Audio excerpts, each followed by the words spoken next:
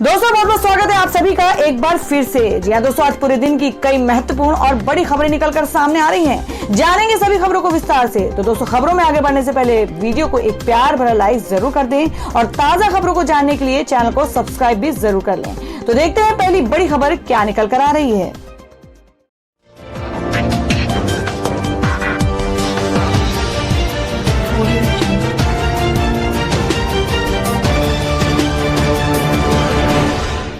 दोस्तों आज की पहली बड़ी खबर बता देगी, एमएसपी विवाद के बीच देश में 35% बढ़ी धान की खरीद, पंजाब रहा नंबर 1 पर। जी हां, आपको बता दें कि नए कृषि कानूनों के बाद न्यूनतम समर्थन मूल्य एमएसपी पर छिड़ा विवाद थमने का नाम नहीं ले रहा है।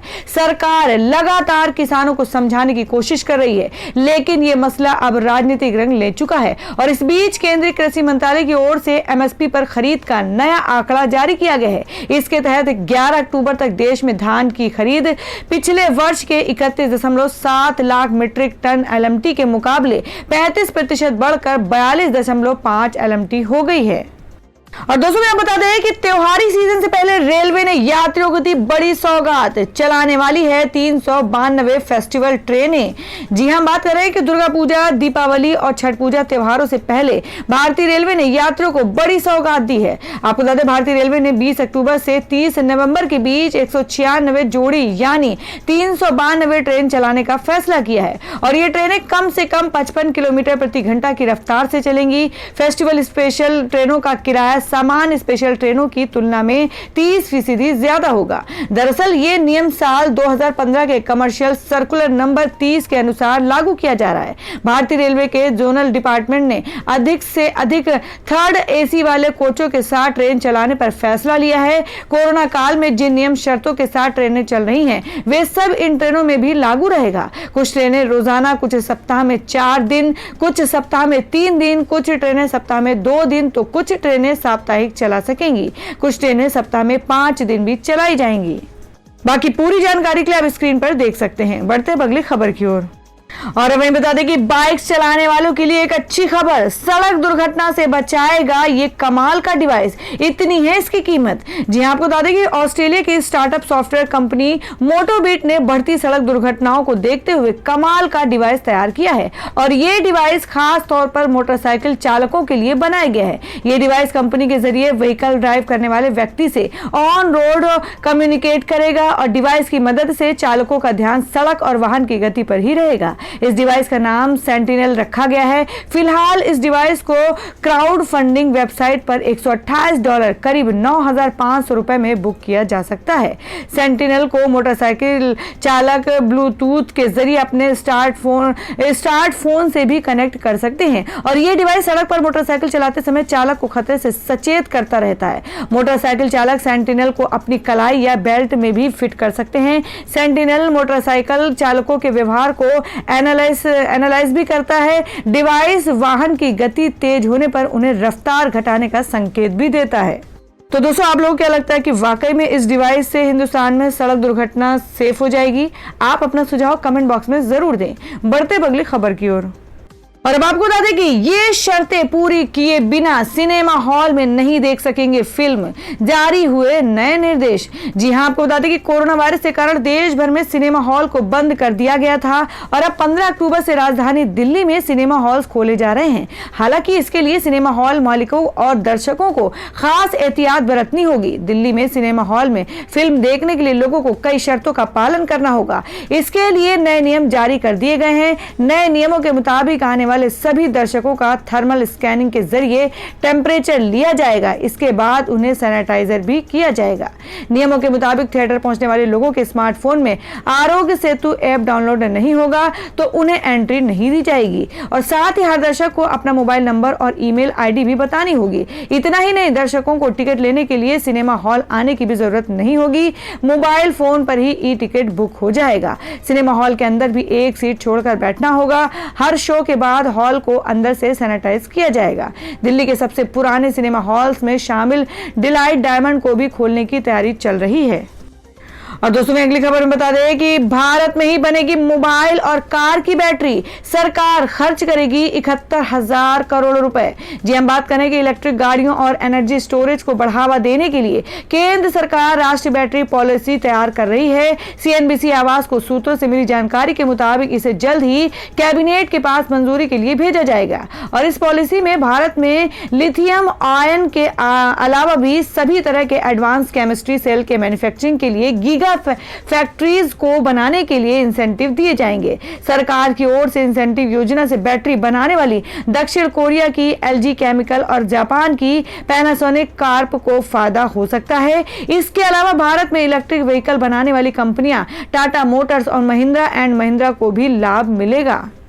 और अब खबर आ रही है आपको बता दें कि एसबीआई के 42 करोड़ ग्राहकों के लिए बड़ी खबर, ठप हुई ऑनलाइन बैंकिंग सर्विस लेकिन एटीएम कर रहे हैं काम। जी हां आपको बता दें कि देश के बड़े सरकारी बैंक भारतीय रिजर्व बैंक ने ऑनलाइन बैंकिंग सेवाएं आज ठप हो गई हैं।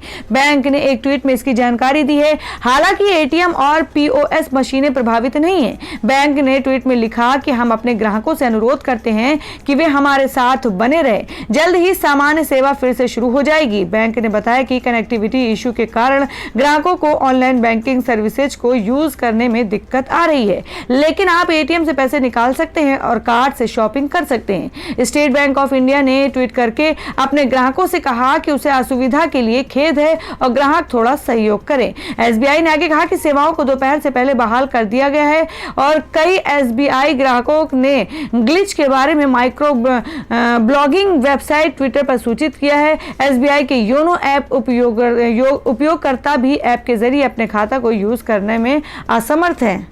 तो दोस्तों खबरों में आगे बढ़ने से पहले जान लेते हैं आज के माइंड क्विज के सवाल को। आज का सवाल है आपको बताना है कि भारत के प्रथम राष्ट्रपति का क्या नाम था। इसका जवाब आपको वीडियो के नीचे कमेंट बॉक्स में देना है और सही जवाब देने वाले को रैंडमली सिलेक्ट किया जाएगा और वो जीत सकते एक बम्पर पुरस्कार। तो बढ़ते हैं अगली खबर की ओर। और हमें अगली खबर बता दें कि अब आ गया पीवीसी आधार कार्ड, कैसे और कहां से बनेगा, जानिए इससे जुड़ी सभी काम की बातें। जी हां आपको बता दें कि आधार कार्ड आज हर देशवासी के लिए जरूरी डॉक्यूमेंट हो गया है। बिना इसके आप किसी भी सरकारी योजना का लाभ प्राप्त नहीं कर सकते हैं। ऐसे में इसकी अहमियत रोजाना बढ़ती जा रही है, इसलिए इसे बनाने वाली सरकारी संस्था UIDAI यूनिक यानी कि unique identification authority of India ने बड़ा ऐलान किया है। अब ये वेबसाइट ने आधार कार्ड पॉलीविनाइल क्लोराइड कार्ड यानी पीवीसी पर रीप्रिंट कराने की सुविधा मुहैया कराने का फैसला किया है। इसकी जानकारी UIDAI ने एक ट्वीट करके दी है और आपको बता दें कि ये कार्ड हूबहू एटीएम या डेबिट कार्ड की तरह आसानी से वॉलेट में आ जाएगा, जिससे इसके जल्दी खराब होने की चिंता नहीं होगी। और अब आपको बताते कि क्या केंद्र सरकार इस नवरात्र पर दे रही है रोजाना 2000 रुपए कमाने का मौका, जानिए क्या है सच्चाई। जी आपको बता दें कि देश भर में फैले कोरोना वायरस के बीच लाखों लोगों की नौकरियां चली गई हैं और इसी बीच इन दिनों सोशल मीडिया पर एक मैसेज तेजी से वायरल हो रहा है, जिसमें बताया गया है कि इस साल नवरात्र में केंद्र सरकार बेरोजगारों को नौकरी के अवसर देगी। व्हाट्सएप पर यह मैसेज तेजी से फैल रहा है। कोरोना काल में देश भर में जिस तरह के हालात बने हुए हैं, ऐसे में कई फेक खबरें तेजी से वायरल हो रही हैं। भारत सरकार के प्रेस इंफॉर्मेशन ब्यूरो ने वायरल खबर का खंडन करते हुए कहा कि सरकार ने ऐसा कोई फैसला नहीं लिया है। वायरल हो रही पोस्ट में दावा किया गया है कि देश भर में बढ़ते बेरोजगार को देखते हुए सरकार इस साल नवरात्र में लोगों को घर बैठे रोजगार का मौका दे रही है। इस रोजगार में हर दिन घर बैठे 1000 से 2000 रुपए तक कमा सकते हैं। इसके लिए आपको सिर्फ एक लिंक पर क्लिक करना है। और अब अगली खबर में आपको बता दें कि जो कि आम आदमी के लिए एक बड़ी खबर है कि दिवाली से पहले 300 रुपए किलो तक सस्ते हुए काजू, बादाम और पिस्ता। जी हां बात करें कि मेवा का कारोबार करने वालों के लिए इस दिवाली का बाजार खासा चौंकाने वाला है। सर्दियों की आमद और दिवाली पर दिए जाने वाले गिफ्ट के चलते अक्टूबर में मेवा बाजार गर्म रहता था। जामा मस्जिद और खारी बावली ने बैठे थोक कारोबारियों को क्विंटल के हिसाब से ऑर्डर मिलने लगते थे, या यूं कहिए कि ऑर्डर पूरे किए जाने का वक्त होता था, लेकिन कई कई सालों बाद इस मौके पर भी मेवाओं के दाम गिरे हुए हैं। इसके बावजूद ग्राहक नहीं है। मिठाई कारोबारियों की माने तो ऐसा भी नहीं है कि दिवाली पर गिफ्ट देने वाले मिठाई की तरह लौट आए हैं। आपको बता दें कि चित्ती कब्र जामा मस्जिद के पास मसालों के मेवा का थोक रिटेल दोनों कारोबार करने वाले नूरी मसाले के संचालक मोहम्मद आजम ने कुछ न्यूज चैनलों को बताया है कि हम 90 साल से इस कारोबार में हैं, लेकिन ऐसा बाजार हमने आज तक नहीं देखा है। सर्दियों की आमद अक्टूबर और दिवाली को देखते हुए ये वक्त पूरी तरह से मेवा बाजार का हुआ करता था। दूसरा ये है कि शादी ब्याह के ऑर्डर भी आते थे, लेकिन बड़े ही अफसोस की बात है कि इस सीजन में मेवा के दाम गिर रहे हैं। मेवा पर इतना फर्क तो गर्मी में भी नहीं आता है। दोस्तों, खबरों में आगे बढ़ने से पहले एक बार फिर से आपको याद दिला दें कि अगर आपने अभी तक हमारे वीडियो को लाइक नहीं किया तो जल्दी से वीडियो को लाइक कर दें, क्योंकि आपका एक लाइक हमारे लिए बहुत ही महत्वपूर्ण होता है। और अगर आप हमारे चैनल पर नए हैं तो चैनल को जरूर सब्सक्राइब कर लें और बेल के बटन को भी जरूर हिट कर दें। और हमारी पूरी न्यूज को जानने के लिए वीडियो को लास्ट तक जरूर देखिए। बढ़ते अगली खबर की ओर। पहली बड़ी खबर बता दें कि 14 महीने की नजरबंदी के बाद रिहा हुई पीडीपी प्रमुख महबूबा मुफ्ती।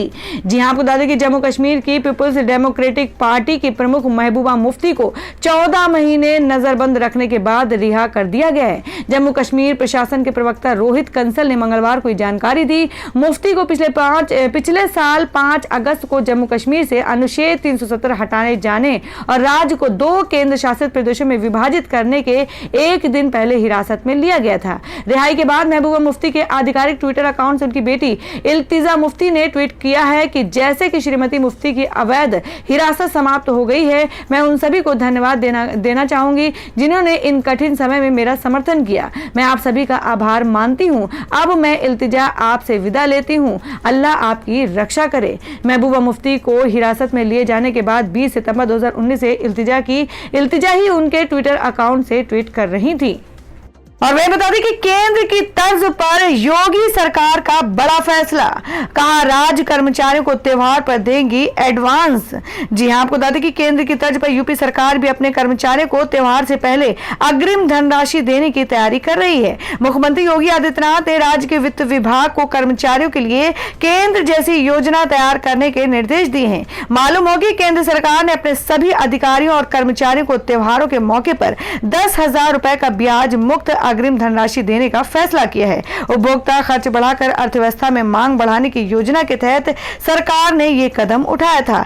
इस स्कीम के तहत केंद्र सरकार के सभी कर्मचारी त्योहारों के सीजन में 10,000 रुपए का एडवांस ले सकेंगे।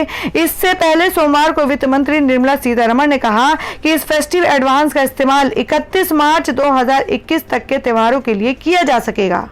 और वह अगली खबर में आपको बता दें कि कंगना रनौत की मुश्किलें बढ़ी। अब दर्ज हुई एफआईआर। किसानों के अपमान का लगा था आरोप। जी हां, बात करें कि बॉलीवुड एक्ट्रेस कंगना रनौत की मुसीबतें इन दिनों बढ़ती दिखाई दे रही हैं। बीते दिनों कंगना रनौत पर कर्नाटक के एक कोर्ट ने एफआईआर दर्ज करने का आदेश दिए थे और वहीं अब सामने आया कि कंगना पर एफआईआर दर्ज हो गई है। कंगना द्वारा किए गए एक ट्वीट को लेकर आपत्ति जताई जा रही है कि कंगना का यह ट्वीट किसानों द्वारा किए गए विरोध प्रदर्शन को लेकर था, जिसकी वजह से कंगना पर किसानों के अपमान का आरोप लग रहा है, जिस पर आपत्ति जताते हुए कर्नाटक के एक कोर्ट ने शिकायत दर्ज करने का आदेश दिया था। और दोस्तों, अगली खबर में जान लेते हैं क्या है देश भर में सोने और चांदी का भाव।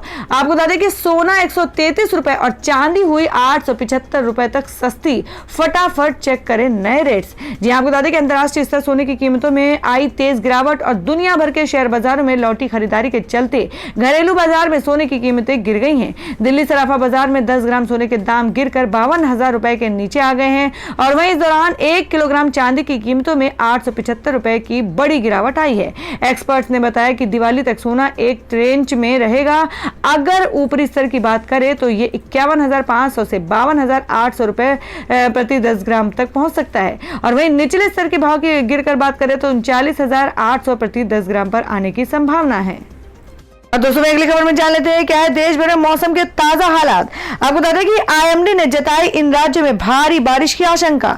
समुद्र में उठ सकती है तेज लहरें। जी हां, बात करें कि भारत मौसम विज्ञान विभाग यानी आईएमडी के चक्रवात चेतावनी विभाग के अनुसार पश्चिम बंगाल की खाड़ी में बना दबाव का क्षेत्र बना था और अब पश्चिम उत्तर पश्चिम की ओर बढ़ गया है। इसकी वजह से मंगलवार तड़के पश्चिम उत्तर पश्चिम की ओर बढ़ने और उत्तर आंध्र तट के नरसापुर और विशाखापट्टनम के बीच पार करने करने की बहुत संभावना है। इस दौरान गहरे दबाव की वजह से अधिकतम 55 से 65 किलोमीटर प्रति घंटे की रफ्तार से लेकर 57 किलोमीटर प्रति घंटे तक की रफ्तार से हवा चल सकती है। मौसम विभाग के अनुसार मंगलवार को तेलंगाना के अधिकतम जगहों पर हल्की से मध्यम बारिश हो सकती है और कुछ जगहों पर भारी से बहुत भारी बारिश के साथ अधिकांश स्थानों पर अत्यधिक भारी बारिश यानी 20 सेंटीमीटर प्रतिदिन होने के आसार हैं। तो दोस्तों ये थी अब तक की सभी बड़ी खबरों की अपडेट्स। टुडे ब्रेकिंग न्यूज और लेटेस्ट खबरों को देखने के लिए हमारे चैनल को सब्सक्राइब जरूर कर लें, वीडियो को लाइक और शेयर भी जरूर कर दें अपने दोस्तों और रिलेटिव्स के साथ। तो दोस्तों फिर मिलेंगे काम की खबरों और सरकारी योजनाओं की एक और नई वीडियो के साथ। तब तक के लिए धन्यवाद दोस्तों।